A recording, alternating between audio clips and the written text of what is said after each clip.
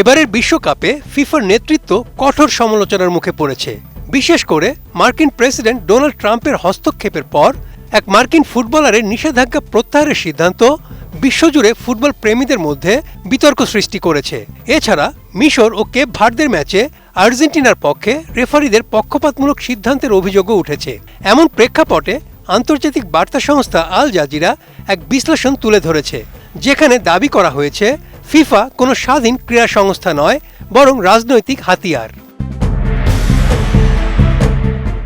বিশ্লেষকদের মতে ফিফা সভাপতি জিয়ান্নি ইনফান্তিনোর আমলে সংস্থাটির এই ভূমিকা আরও স্পষ্ট হয়েছে। মানবাধিকার সংগঠনগুলো এরই মধ্যে তার বিরুদ্ধে আন্তর্জাতিক অপরাধ আদালতে অভিযোগ জানিয়েছে। অভিযোগে বলা হয়েছে মানবাধিকার লঙ্ঘন, বর্ণবৈষম্য এবং যুদ্ধাপরাধের বিষয়ে অবগত থাকা সত্ত্বেও তিনি কার্যকর ব্যবস্থা নেননি এবং এ বিষয়ে পাঠানো অসংখ্য প্রতিবেদন ও চিঠি উপেক্ষা করেছেন। সমালোচকদের মতে ফিফা আর নিরপেক্ষ আন্তর্জাতিক ক্রীড়া সংস্থা হিসেবে কাজ করছে না। সংস্থাটি এখন যুক্তরাষ্ট্র ও তার মিত্রদের পররাষ্ট্র নীতির হাতিয়ার হয়ে উঠেছে। অভিযোগে বলা হয়েছে 2018 সালে ওয়াশিংটনে আব্রাহাম অ্যাকর্ডস স্বাক্ষর অনুষ্ঠানে উপস্থিত ছিলেন ইনফান্তিনো, আর 2021 সালে তিনি ডানপন্থী ইসরায়েলি পত্রিকা, যা জেরুজালেমের মুসলিম কবরস্থানের জায়গায় নির্মিত একটি স্থাপনায় অনুষ্ঠিত হয়েছিল।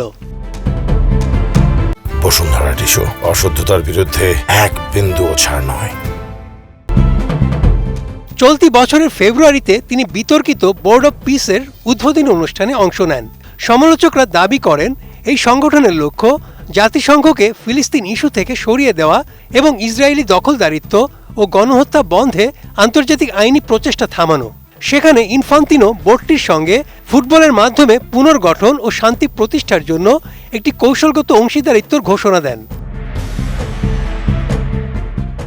ফিলিস্তিন ফুটবল অ্যাসোসিয়েশন বহুবার দাবি জানিয়েছে অধিকৃত ফিলিস্তিনি ভূখণ্ডে অবস্থিত অবৈধ ইসরায়েলি বসতিতে বসবাসকারী সে দেশের ক্লাবগুলোর লীগ আয়োজনের অনুমতি দেওয়ায় ইসরায়েল ফুটবল অ্যাসোসিয়েশনকে সাময়িকভাবে বরখাস্ত করা হোক, কিন্তু ফিফা সেই দাবি বারবার প্রত্যাখ্যান করেছে।